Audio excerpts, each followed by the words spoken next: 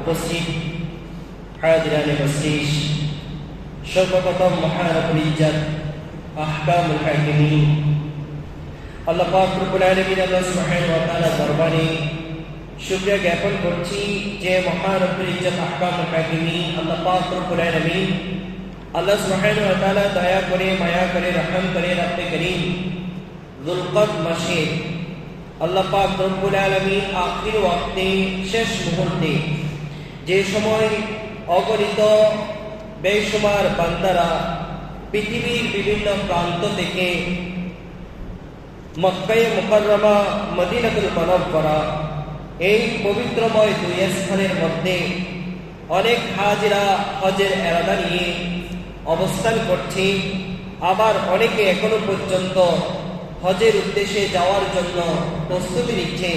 রব্বে করিম এই নিয়ামতপূর্ণ বরকতময় সময়ে আমাদেরকে সুস্থ শরীর নিয়ে রব্বে করিমের ডাকে সাড়া দিয়ে আল্লাহর ঘর প্রিয় মসজিদে আসার বসার রব্বে করিম তৌফিক দিয়েছেন।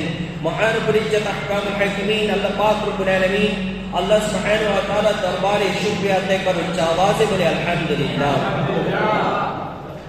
প্রিয় হাজিরিন, যুলকদ মাস বিদায় সংলগ্ন একেবারে সন্নিকট মুহূর্তে এসে আমরা উপনীত হয়েছি। হজের অন্যতম একটি মাস, যেটা হজেরই মাস তথা যুলহজ মাসের আবির্ভাবের একেবারে সন্নিকটের সময়। এই যুলহজ মাস অত্যন্ত দামি, মূল্যবান একটি মাস। বিশেষ করে দুইটা কারণে এই মাস দামি হয়েছে।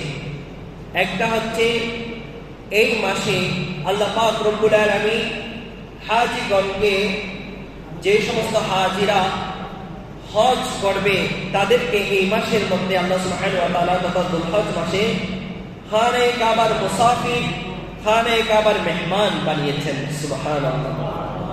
এরপরে এই মাস দামি হওয়ার পিছনে আরেকটা কারণ হচ্ছে এই মাসে রব্বে করিম আল্লাহ সুবহানাহু ওয়া তাআলা তার সবচেয়ে প্রিয়, সবচেয়ে কাছের নবী ইব্রাহিম খলিলুল্লাহ আলাইহিস সালাতু ওয়াস সালাম থেকে রব্বে করিম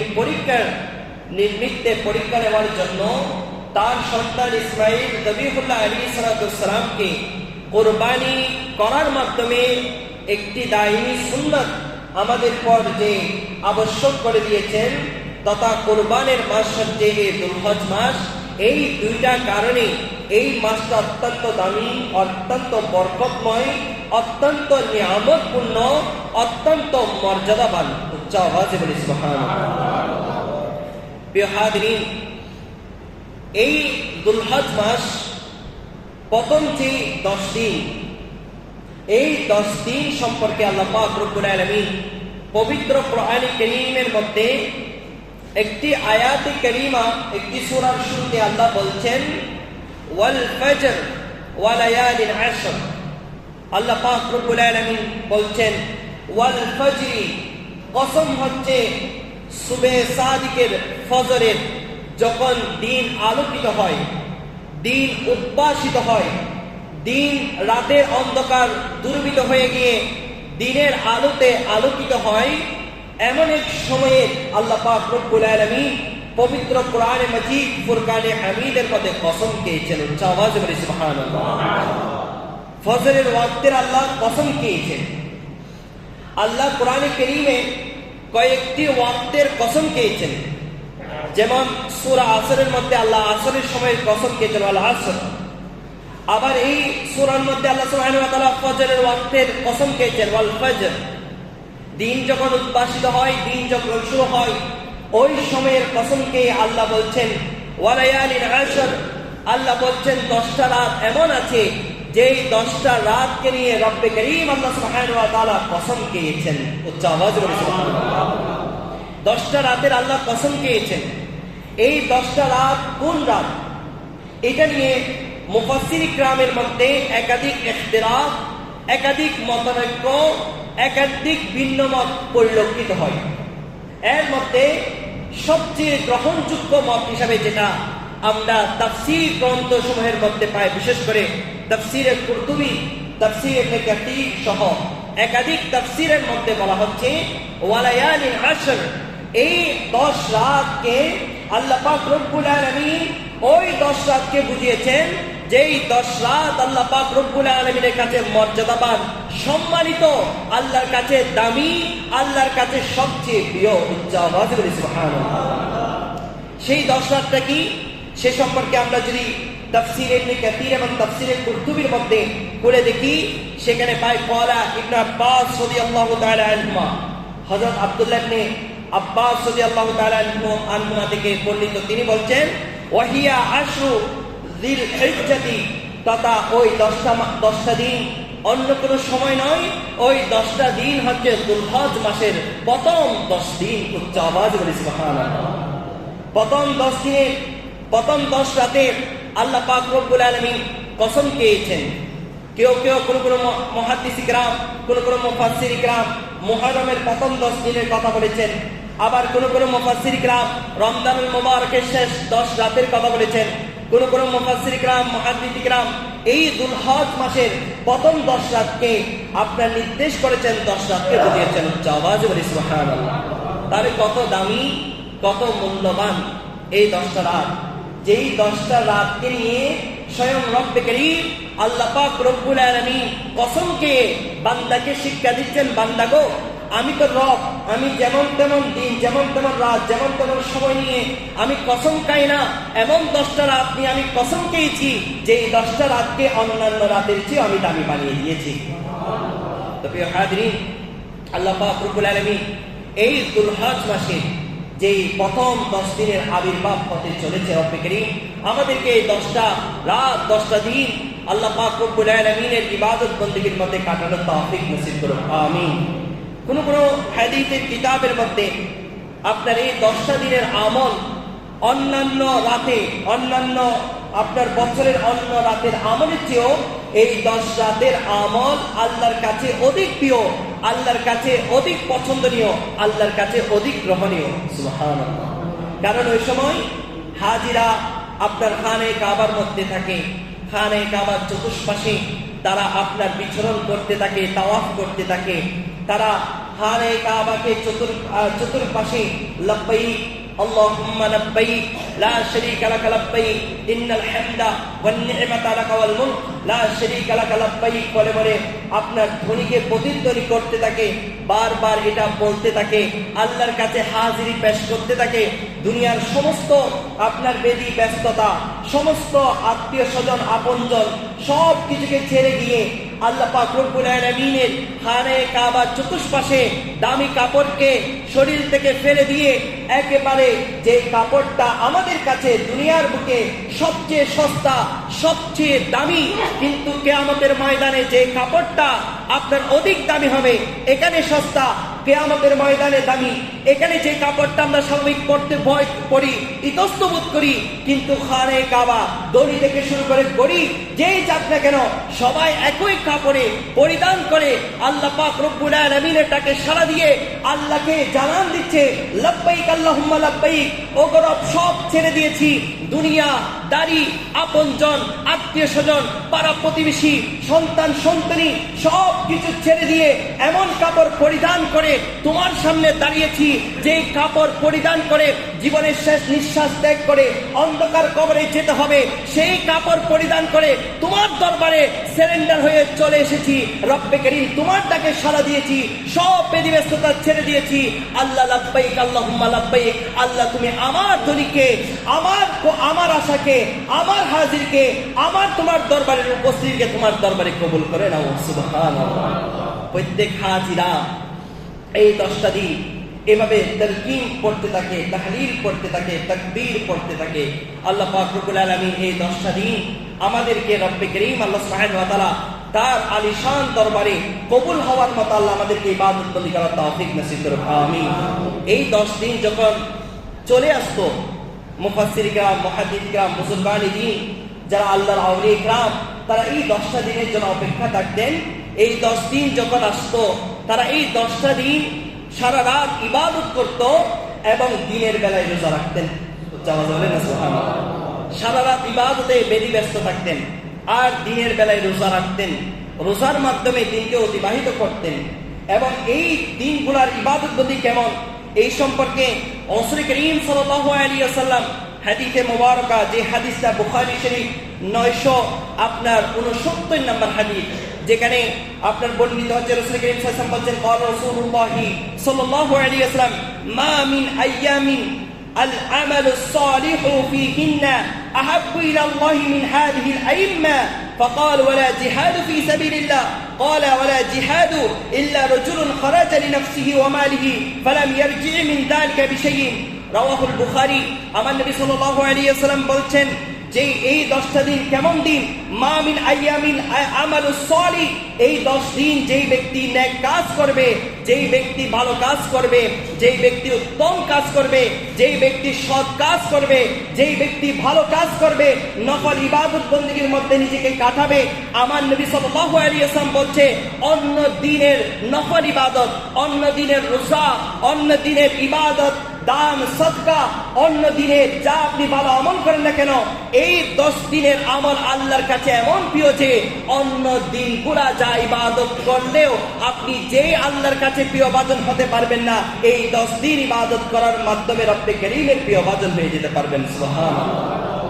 এরপরে আমার নবী সাল্লাল্লাহু আলাইহি ওয়াসাল্লাম বলছে কি, ফাকালু, সাহাবায়ে কিরাম জিজ্ঞাসা করলেন আমার রাসূলকে, ইয়া রাসূলুল্লাহ, যদি এই মাসে কেউ যদি জিহাদেও যায়, তাহলে অন্য মাসের জিহাদে যাওয়ার চেয়েও কি আপনার অন্য মাসের জিহাদে যাওয়ার চেয়েও কি উত্তম, বা এই মাসে যদি কেউ জিহাদে না গিয়ে যদি ইবাদত বন্দেগীর মধ্যে লিপ্ত থাকে, তাহলে নফল ইবাদত করে, তাসবিহ করে, জিকির করে, রাসূল করিম সাল্লাল্লাহু আলাইহি ওয়াসাল্লামের উপর দরুদ পড়ে, তাহলে কি সে জিহাদের চেয়েও বেশি সওয়াব পাবে?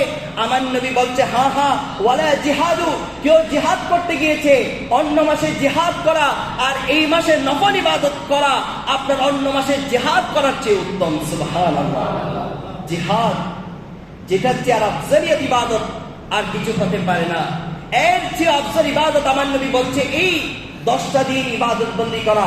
তবে হ্যাঁ, আমার নবী বলছে, তবে হ্যাঁ, ওয়ালা জিহাদু ফি সাবিলিল্লাহ ক্বালা ওয়ালা জিহাদু ইল্লা রাজুলুন খারাজা বিনাফসিহি ওয়া মালিহি ফালাম ইয়ারজি মিন যালিকা বিশাইইন। তবে হ্যাঁ, ওই ব্যক্তির মতো হতে পারবে না যেই ব্যক্তি জিহাদে গিয়েছে, নিজের কোনো মাল, নিজের কোনো আপনার অর্থকরী সম্পদ আর ফিরে আসতে পারে নাই, নিজেও ফিরে আসতে পারে নাই, অর্থাৎ একজন শহীদের মতো সে সওয়াব না পেলেও এমনি অন্য মাসে জিহাদ করা আর এই 10 দিন আল্লাহ পাক রব্বুল আলামিনের ইবাদত করা অন্য মাসে জিহাদের চেয়ে উত্তম। সুবহানাল্লাহ। আল্লাহ পাক রব্বুল আলামিন এই 10টা দিন আমাদেরকে কদর করার, রব্বে করিম আল্লাহ সুবহানাহু ওয়া তাআলার ইবাদত বন্দেগীর মধ্যে কাটানোর আল্লাহ তৌফিক নসিব করুন, আমিন। এই 10টা দিন কি করতে বলেছেন আমার নবী সাল্লাল্লাহু আলাইহি ওয়াসাল্লাম হাদিসে মুবারাকার মধ্যে বলছে, ফাআকতারু ফীহিন্না মিন তাহলিল ওয়া তাকবীর ওয়া তাহমিদ। আই আমার উম্মতরা, এই 10 দিন যখন তোমাদের কাছে চলে আসবে, তোমরা বেশি থেকে বেশি তোমরা জিকির করবে, তাহলিল পড়বে, তোমরা তাকবীর পড়বে, তোমরা তাহমিদ পড়বে। এই ইবাদতগুলো করার মাধ্যমে তোমরা এই 10 দিন রব্বে কারীমের আপনার ইবাদত বندگির মধ্যে সময় কাটানোর চেষ্টা করবে। আল্লাহ পাক রব্বুল আলামিন এই ইবাদতের সদকায়, এই জিকির আজকারের সদকায়, তাসবিহের সদকায়, নফল নামাজের সদকায় আল্লাহ সুবহানাহু ওয়া তাআলা তোমার জন্য কিয়ামতের দিন নাজাতের ওসিলা বানিয়ে দিবে। আওয়াজ করে সুবহানাল্লাহ। প্রিয় হাজিরিন, আল্লাহ পাক রব্বুল আলামিন এই 10টা দিন আমাদেরকে, বিশেষ করে নফল রোজা আমাদের যাদের পক্ষে সম্ভব হয়, এই 10টা দিন নফল রোজা রাখার মাধ্যমে আল্লাহ আমাদেরকে সবাইকে কাটানোর তৌফিক নসিব করুক, আমিন। এরপরে 10টা রাত আমরা কিছু কিছু নফল ইবাদত বন্দেগী, নফল কোরআন কারীমের তেলাওয়াত, নফল নামাজ, এরপরে আমরা বিভিন্ন যে জিকির আজকার, বিশেষ করে রাসূল করিম সাল্লাল্লাহু আলাইহি ওয়াসাল্লামের উপর দুরূদ পাক, এই বিষয়গুলো দিয়ে আল্লাহ পাক রব্বুল আলামিন আমাদেরকে 10টা রাত আল্লাহ আমাদেরকে অতিক্রম করার তৌফিক নসিব করুক, আমিন। প্রিয় হাজিরিন, এই 10 দিন যখন চলে আসে, আমার নবী সাল্লাল্লাহু আলাইহি ওয়াসাল্লাম হাদিসে মুবারকার মধ্যে কিছু আমলের কথা বলেছেন। এই 10 দিন যখন আসবে তখন আমার নবী সাল্লাল্লাহু আলাইহি ওয়াসাল্লাম থেকে হাদিস বর্ণিত হচ্ছে, উম্মে সালমা রাদিয়াল্লাহু তাআলা আনহা আন্না নবী সাল্লাল্লাহু আলাইহি ওয়াসাল্লাম قال اذا دخلت اشهر واراد احدكم ان يضحى فلا اخذ من شعره ولا من اظفاره شيئا رواه مسلم। ইমাম মুসলিম রাহিমাহুল্লাহ তাআলা এই হাদিসটা বর্ণনা করছে উম্মে সালমা রাদিয়াল্লাহু তাআলা আনহা থেকে, আমার নবী সাল্লাল্লাহু আলাইহি ওয়াসাল্লাম বলছেন, যখন দুলহজ মাসের চাঁদ উদিত হয়, যখন এই 10 দিন চলে আসে, তোমরা তখন নিজেদের যে জিনিসগুলা কাটতে হয়, বিশেষ করে আপনার হাতের নখ, পায়ের নখ, অবাঞ্ছিত যে লোমগুলা আছে যেগুলো আমাদের কাটা আবশ্যক, এই জিনিসগুলা কাটতে রাসূল করিম সাল্লাল্লাহু আলাইহি ওয়াসাল্লাম এই 10 দিন নিষেধ করেছেন। বিশেষ করে যারা কুরবানি দেয়, বিশেষ করে যাদের নামে কুরবানি হয়, এদের জন্য এটা আবশ্যক করে দিয়েছেন।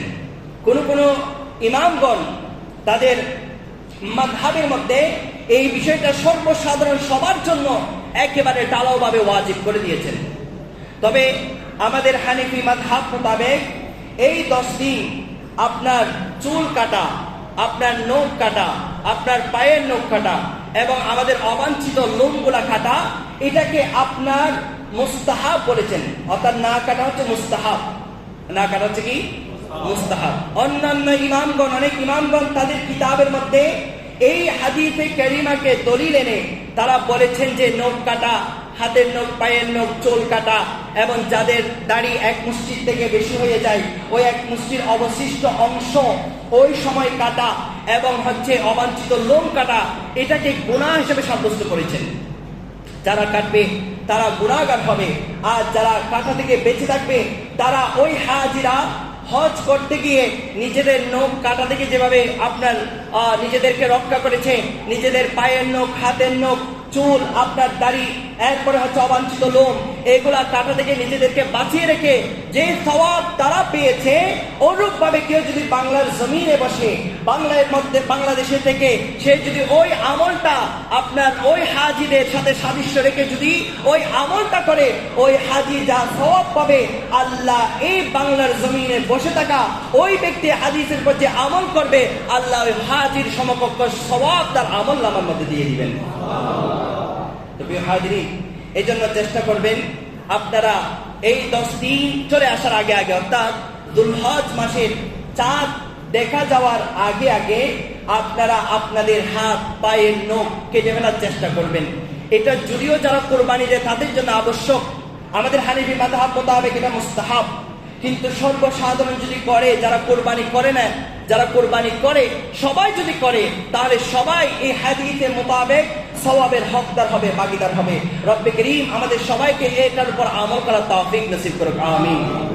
তবে একটা মাসালা, শরীয়তের একটা মাসালা জেনে রাখবেন, সেটা হচ্ছে 41 দিনের মধ্যে আপনার হাতের, পায়ের এবং আপনার হচ্ছে অবাঞ্ছিত লোম, এই জিনিসগুলো অবশ্যই 41 দিনের মধ্যে কাটতে হবে।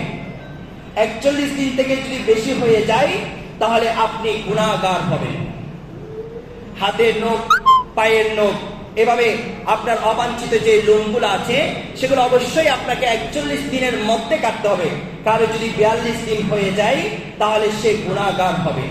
আমরা অনেকে অলসতার কারণে, বিশেষ করে আমাদের মা বোনরা অনেকে আছে যারা সৌন্দর্য বর্ধন করার জন্য নিজেদের হাত পায়ের নখগুলাকে লম্বা রাখে। কথা বলেন না ঠিক কিনা? অনেক আমাদের মা বোনরা, আল্লাহ বলছেন কোরআনে কারীমের মধ্যে, লাকাদ খালাকনাল ইনসানা ফি আহসানি তাকওয়িম, আল্লাহ মানুষকে সুন্দর অবয়ব দ্বারা সৃষ্টি করেছেন, আল্লাহ সুন্দর আকৃতি দ্বারা সৃষ্টি করেছেন। আপনাকে আল্লাহ যেভাবে চেয়েছেন সুন্দর আপনার থেকে, সেভাবে আল্লাহ বানিয়েছেন আপনাকে। আপনি শরীয়তকে ক্রস করে, শরীয়তকে আপনি বাদ দিয়ে নিজে সুন্দর হতে গেলেন তো দুনিয়া আখিরাত উভয় জাহানের মধ্যে আপনি ক্ষতিগ্রস্ত হলেন। ঠিক কিনা? কথা বলেন। এই যে আপনার হাতের লম্বা লম্বা নখগুলা, আমাদের মা বোন বেশিরভাগ ক্ষেত্রে আমাদের ঘরের খাদ্য দ্রব্য, আপনার খাদ্য তৈরির কাজটা করে আমাদের মা বোনরা। কথা বলেন না ঠিক কিনা? এই যে আমাদের যে অতিরিক্ত যে নখগুলা লম্বা হয়ে যায়, এটা কোন ইসলাম বলছেন? ইসলাম তো 1400 বছর আগেই শরীয়তের বিধান দিয়ে দিয়েছেন। কোন আপনার ল্যাব ছাড়া, কোন আপনার পরীক্ষা নিরীক্ষা ছাড়া আল্লাহ পাক রব্বুল আলামিন আগে ভাগে শরীয়তের মধ্যে বিষয়গুলো দিয়ে দিয়েছেন। কিন্তু বর্তমানে ল্যাব পরীক্ষার মাধ্যমে বিজ্ঞানীরা বিজ্ঞানসম্মত পরীক্ষা করার মাধ্যমে তারাই বলছে যে আমাদের যে আপনার অতিরিক্ত যেই নখগুলা লম্বা হয়ে যায়, যেখানে নখগুলার মধ্যে আপনার বিভিন্ন প্রকার ময়লা আবর্জনা ঢোকার সুযোগ পায়, সেখানে এক প্রকার ক্ষতিকারক ব্যাকটেরিয়ার জন্মগ্রহণ করে। ওই ব্যাকটেরিয়াগুলো এত ক্ষতিকারক যে আপনার পেটের মধ্যে যখন সেই ব্যাকটেরিয়া কোনো কারণে যদি আপনার খাবারের সাথে মিক্স হয়ে যদি সেখানে যায়, তখন সেই ব্যাকটেরিয়াগুলো আপনার লিভারের ক্ষতি করা শুরু করে দেয়, আপনার খাদ্য হজম প্রক্রিয়ার মধ্যে বিভিন্ন প্রকার ব্যাঘাত সৃষ্টি করে। কথা বলেন না ঠিক কিনা? আজকে থেকে আপনি 100 বছর আগে চলে যান। আচ্ছা, 100 বছরের মানুষ তো এখানে নেই। আজকে থেকে 20-30 বছর আগে চলে যান, যখন আমাদের মা বোনরা লম্বা লম্বা নখ রাখাকে এটা তারা খারাপ ভাবতো। সেই 10-20 বছর আগে চলে যান, তখন দেখেন আমরা কিন্তু আমাদের, আপনারা যারা বৃদ্ধ হয়েছেন, আপনাদের কি গ্যাস্ট্রিকের ওষুধ খাওয়ার প্রয়োজন হয়েছে? কথা বলেন না। আজকে আমরা ছোট ছোট মানুষদেরও গ্যাস্ট্রিকের ওষুধ না খেলে আমাদের যে ডাইজেস্টের যে সমস্যা, হজম প্রক্রিয়ার যে সমস্যা, সেটা আমাদের ডে বাই ডে, আমাদের দিন দিন সেটা ক্ষতির দিকে আমাদেরকে নিয়ে যাচ্ছে। কথা বলেন না ঠিক কিনা? এই হজম প্রক্রিয়া, আমরা গ্যাস্ট্রিকের ওষুধ খাচ্ছি, ডাইজেস্ট হওয়ার জন্য বিভিন্ন প্রকার মেডিসিন আমরা গ্রহণ করছি। এই মেডিসিন গুলা যদি কত ক্ষতিকারক যদি আমরা জানতাম, আমরা হজম প্রক্রিয়া হওয়ার জন্য নিজে নিজেই চেষ্টা চালিয়ে যেতাম, কখনো ওই আপনার মেডিসিনের দোকান থেকে আমরা মেডিসিন খেতাম না। কথা বলেন না ঠিক কিনা? এখন আমরা এটাকে স্বাভাবিক একটা রূপ ধরে নিয়েছি, একটা স্বাভাবিক বিষয় ধরে নিয়েছি। ছোট ছোট বাচ্চাদেরও আজকে দেখা যায় আপনার গ্যাস্ট্রিকের মতো আপনার রূপ আপনার বিভিন্ন ছোট ছোট বাচ্চাদেরও দেখা যাচ্ছে। এটার একটা কারণ হচ্ছে আমাদের খাদ্য অভ্যাস, আমাদের খাদ্য ভেজাল, খাদ্য মধ্যে বিভিন্ন প্রকার সমস্যা, রিজিক আস্তে আস্তে যে কমে যাওয়া, সেই বিষয়টা একদা এক হচ্ছে। আরেক হচ্ছে আমাদের খাদ্য প্রস্তুতির যে প্রক্রিয়া, সেটার মধ্যে কোনো জায়গায় আমাদের মধ্যে ভেজাল আমরা সংমিশ্রণ হচ্ছে, যার দরুন আমাদের যে খাদ্য নালী বা খাদ্য যেখানে গিয়ে আপনার জমা হয়, সেখানে গিয়ে বিভিন্ন ব্যাকটেরিয়ার আপনার জন্ম নেয়, যার দরুন আমাদের লিভার, আমাদের খাদ্য যে নালীটা আছে সেটা নিচ থেকে আর কার্যক্রম করার সহায়তা হয় না, সেই নিচ থেকে আর কাজ করতে পারে না। তখন আমাদের শরীরের মধ্যে বিভিন্ন রোগ ব্যাধি আপনার দেখা দিতে শুরু করে। আল্লাহ পাক রব্বুল আলামিন আমাদেরকে, আমাদের মা বোন সহ আমাদের যারা যুবক ভাইয়েরা, যারা আপনারা সৌন্দর্য বর্ধনের জন্য নিজেদের হাত পায়ের নখ লম্বা রাখেন, একবার চিন্তা করবেন মেডিকেলের কথা, একবার চিন্তা করবেন আপনার খাদ্য নালীর মধ্যে যে খাদ্যগুলো হজম হচ্ছে না, সেই কথাগুলো একবার চিন্তা করে দেখবেন। আল্লাহ পাক রব্বুল আলামিন আমাদেরকে শরীয়ত মোতাবেক আল্লাহ চলার আমাদেরকে তৌফিক নসিব করুন, আমিন।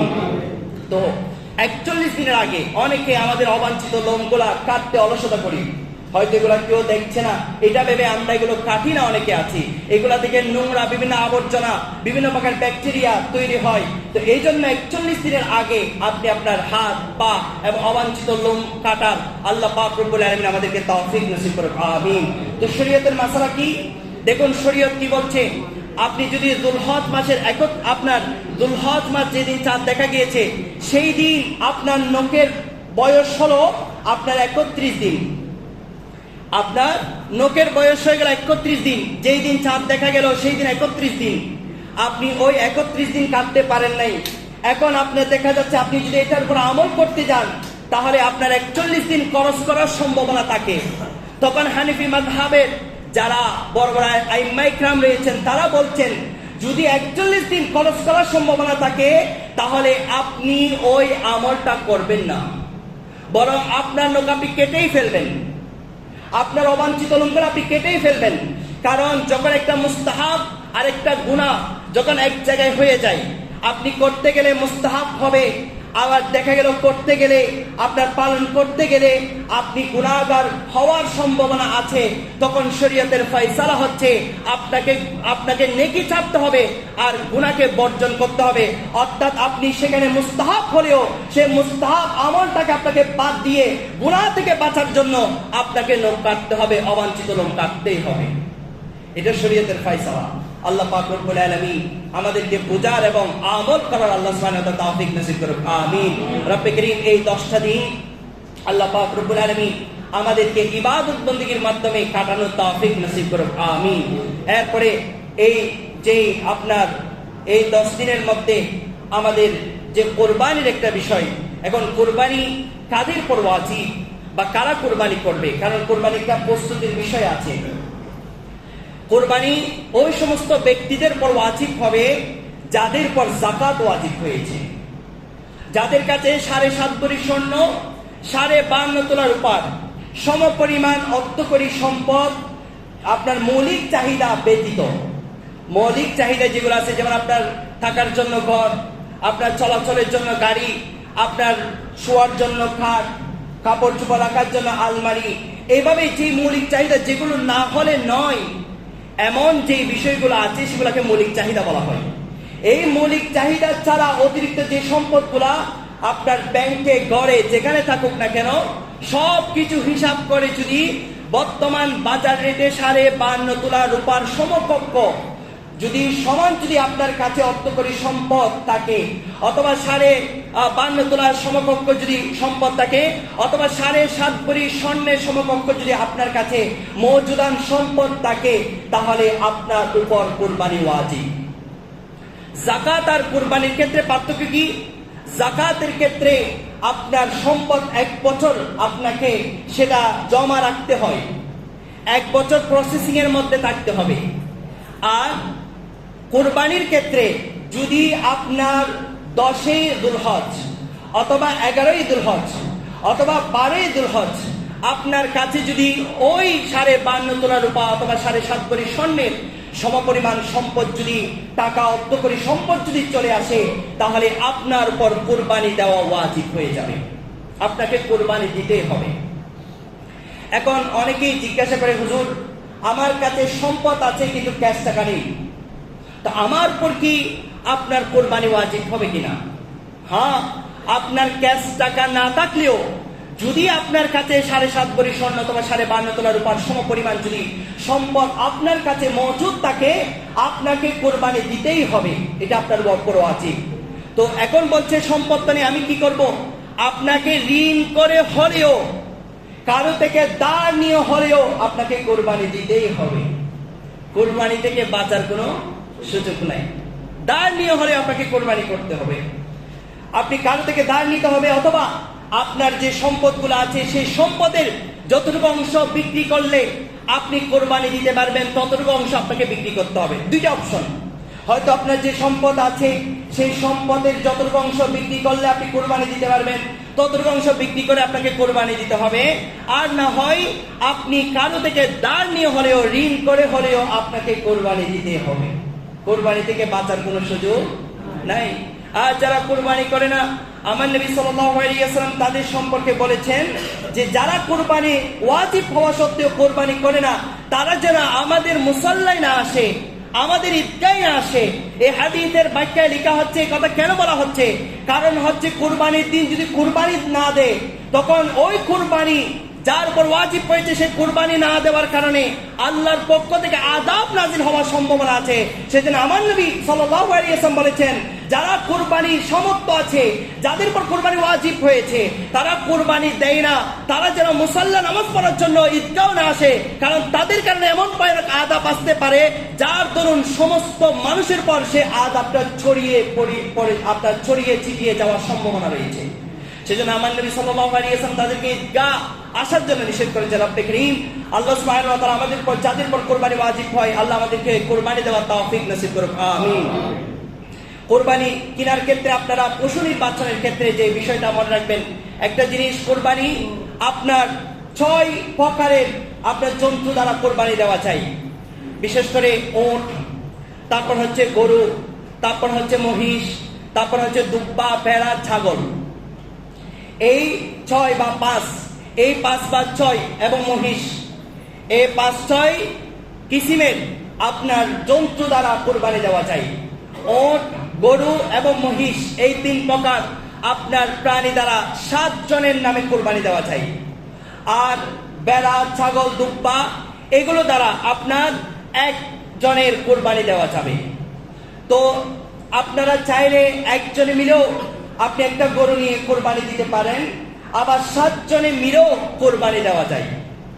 আমাদের এখানে রীতিনীতি সংস্কৃতি এমন হয়ে গিয়েছে, আমার উপর ওয়াজিব হয়েছে আমাকে গরুই নিতে হবে, গরু ছাড়া যেন আমাদের এখানে কোরবানি, কথা বলেন না ঠিক কিনা, গরু ছাড়া যেন আমাদের এখানে কোরবানি হয় না। না, আপনি আপনার অর্থকরী সম্পদ আছে, আপনি যার উপর কোরবানি ওয়াজিব হয়েছে তার পক্ষ থেকে কোরবানি দেন। আপনার অর্ডারের সম্পদ থাকলে এরপর যাদের উপর কুরবানি ওয়াজিব হয়নি তাদের নামে আপনি কুরবানি দিতে পারবেন, এটা শরীয়তের মাসালা। আর আপনি এককভাবে একটা গরু কিনে যখন কুরবানি দিতে পারবেন না, আপনার মতো করে 7 জনকে বাছাই করে নেন, যাদের টাকা হালাল, যারা সুদের টাকা, হারাম টাকা ইনকাম করে না, মানুষের জায়গা জমি দখল করে যারা কুরবানি দেয় না, এমন পিওর আপনার মতো করে 7 জনকে বাছাই করে নেন। 7 জনের হিজ্জা একটা গরু নেন, 70,000 টাকা দিয়ে একটা গরু নিলে আপনি একজনের ভাগে 10,000 টাকা পড়ে, 1 ভাগে যদি আপনি আপনার নামে কুরবানি করে দেন, আপনার ওয়াজিব আদায় হয়ে যাবে। আর যার অর্থকরী সম্পদ আছে, আপনি আপনার মতো করে আপনি একটা গরু নিয়ে আপনার পরিবার পরিজন যারা আছে, যাদের উপর কুরবানি ওয়াজিব হয় নাই, তাদের নামে কুরবানি দিতে পারবেন। মনে রাখবেন, যার উপর কুরবানি ওয়াজিব হয়েছে তার নামে কুরবানি দিতে হবে। আমাদের এখানে অনেকে দেখা যায় যে বাবার নামে, মায়ের নামে কুরবানি দেয়, অথচ ছেলের নামে কুরবানি ওয়াজিব হয়েছে। সম্পদ মওজুদান আছে ছেলের নামে, কুরবানি দেওয়া হচ্ছে বাবার নামে, বাবার উপর কিন্তু এখন কুরবানি ওয়াজিব নয়। তাহলে আপনাকে আগে যার পর কুরবানি ওয়াজিব হয়েছে তার নামে কুরবানি দিতে হবে। আর যার পর ওয়াজিব হয় নাই, ওই হিজ্জা বাদ দিয়ে যে হিজ্জাগুলো থাকবে, সেই হিজ্জাগুলো থেকে আপনি চাইলে আপনার বাবার নামে, মায়ের নামে, আপনার বউয়ের নামে, আপনার সন্তানের নামে কুরবানি দিতে পারবেন। তো আল্লাহ পাক রব্বুল আলামিন আমাদের সবাইকে কুরবানির মাসাইলগুলো জেনে কুরবানি দেওয়ার তৌফিক নসিব করুন, আমিন। যেহেতু আর কয়েকদিন পরে আমাদের বাজার বসবে, তো কুরবানি পশু নির্বাচনের ক্ষেত্রে আপনারা সজাগ দৃষ্টি রাখবেন। বিশেষ করে আমাদের এখানে তো উট জবে হয় না, তো উটের মাসালা হচ্ছে উট 5 বছর বয়সে হতে হবে, 5 বছর থেকে কম হলে সে উট দ্বারা কুরবানি হবে না।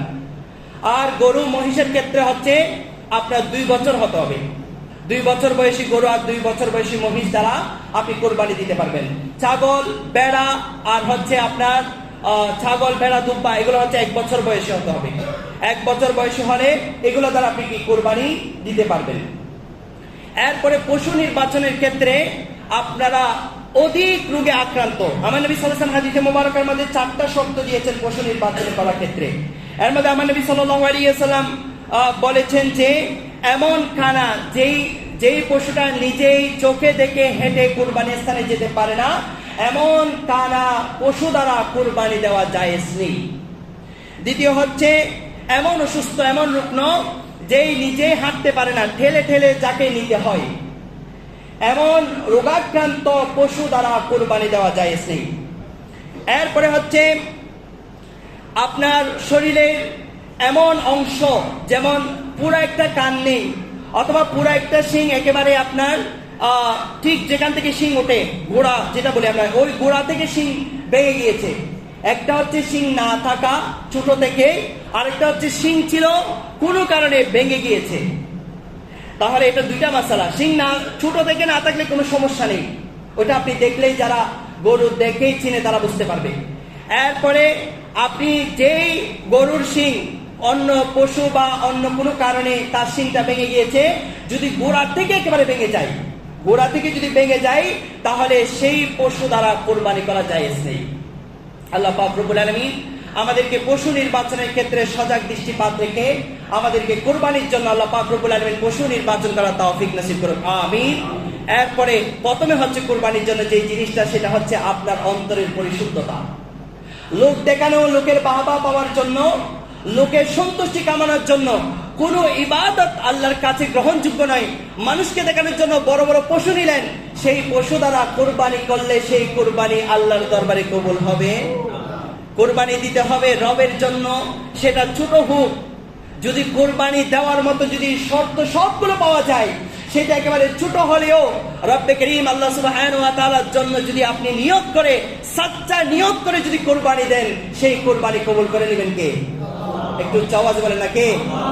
আর যদি মানুষকে দেখানোর জন্য, সমাজ আমাকে কি বলবে, আমি কোটিপতি, আমার কোটি কোটি টাকা, আমি গাড়ি নিয়ে ঘুরি, মানুষ আমাকে শ্রদ্ধা করে, সম্মান করে, আমি যদি সমাজের সবচেয়ে আধিপত্য বিস্তারের জন্য বড় একটা পশু না কিনি, মানুষ আমাকে কি বলবে, এই আশায় যারা কুরবানি দেয় এদের পর তো লানত রয়েছে, এবং সেই কুরবানির পশু কিয়ামতের দিন তার জন্য নাজাতের উসিলা নয়, বরং তার জন্য আযাবের কারণ হয়ে তাকে জাহান্নাম পর্যন্ত পৌঁছে দিবে। আল্লাহ আমাদেরকে বুঝার বা আমল করার তৌফিক নসিব করুক, আমিন। আরেকখান কথা বলে এখন দেখুন আমাদের চট্টগ্রামে একটা সংস্কৃতি, মেয়ের পক্ষ থেকে সন্তানকে বিয়ে করিয়েছে, মেয়ের পক্ষ থেকে মানে ওনার ফুয়ার বউর পক্ষ তো উগ্র গরু নতুন বছর আইনে করিব, হত হন না ঠিক কিনা? এই ধরো নহর বোধকে পুরস্কার কিনলে বোধকে লয় তো রে, বোধকে লয় দিলেন আছে না রে, বহুত ভালো মানুষ এরও আরো মসজিদ মধ্যে আসছিলেন আছে এসব নহর ব্যাকরণ হত এখন কিনলে হতে সাপ মারলি তো ওরা মারলি না গাড় করিব হইলিতে তাই লইতে জন্য।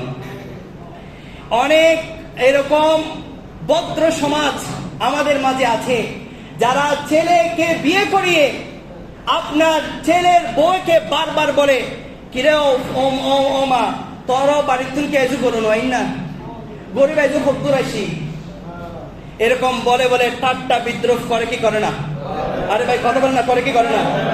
এই আমাদের চট্টগ্রামের সংস্কৃতি বেশি, এই সংস্কৃতি বেশি।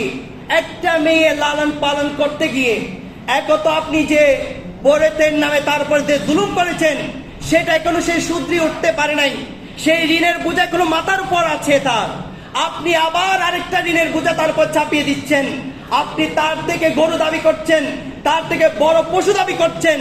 এটার চেয়ে নিমক হারামি, অমানসিকতা, অমানুষের মতো কাজ আর দুনিয়ার বুকে আর কিছু হতে পারে?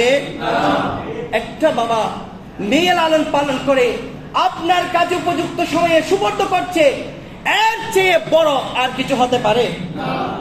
এক আদরের বাচ্চাকে আপনার হাতে তুলে দিচ্ছে আপনার সেবা যত্ন করার জন্য, 18-20টা বছর ওই মেয়েকে লালন পালন করেছে, আদরে রেখেছে, কুলে রেখেছে, মাটিতে রাখে নাই, তার অভাব অনটন দূর করেছে, কষ্ট পাবে সেই কষ্টের কারণে তার কাপড় পর্যন্ত তাকে ধুতে দেয় নাই। আর সে 18-20 বছর 22 বছর একটা মেয়েকে আপনার সেবার যত্ন আপনার হাতে তুলে দিচ্ছে। আপনি কেমন মানুষ, আপনি কত বড় নিমুখ খারাপ, আপনি কত বড় পশু, আপনি নিজে চিন্তা করুন। আপনি সেই মেয়েকে বারবার কষ্ট দিয়ে বলছেন যে কখন তোমার বাপের বাড়ি থেকে গরু আসবে, কতটুকু এসেছে, এইটা বলে বলে একজন মানুষকে যে কষ্ট দিচ্ছেন, আপনার তো দুনিয়াবি আপনি মানুষ হিসাবে পরিচয় দেওয়া এটা সবচেয়ে বড় অমানসিকতা। কথা বলেন না ঠিক কিনা? আর উচ্চ আওয়াজে বলেন না ঠিক কিনা? আল্লাহ পাক রব্বুল আলামিন আমাদেরকে বুঝার এবং আমল করার তৌফিক নসিব করুন। আপনার উপর কুরবানি ওয়াজিব হয়েছে, আপনার টাকা দিয়ে আপনি কুরবানি দেন। মানুষের টাকা দিয়ে এখানে আপনি কুরবানির পশু পুষবেন।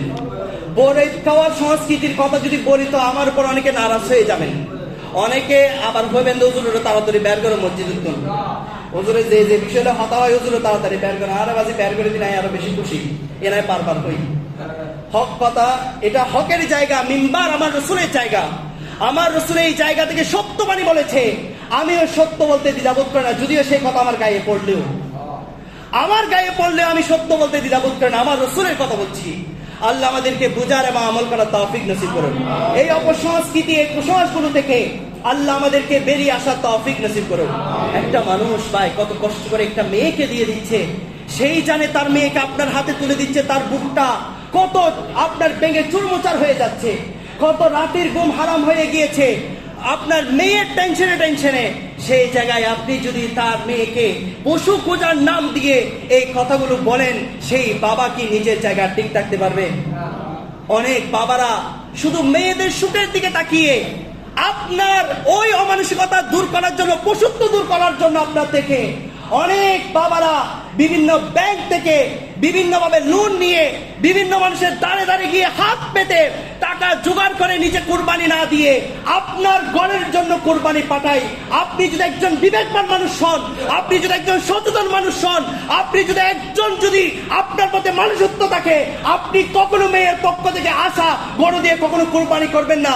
বরং আপনি যদি সত্যিকার মানুষ হয়ে থাকেন, আপনি এটাই বলবেন যে আপনি যদি আপনার পরিবার থেকে যদি কোনো গরু আসে, কোনো ছাগল আসে, গরু সহ আপনার মেয়েকে বেঁধে আপনার বাড়িতে পাঠিয়ে দিব।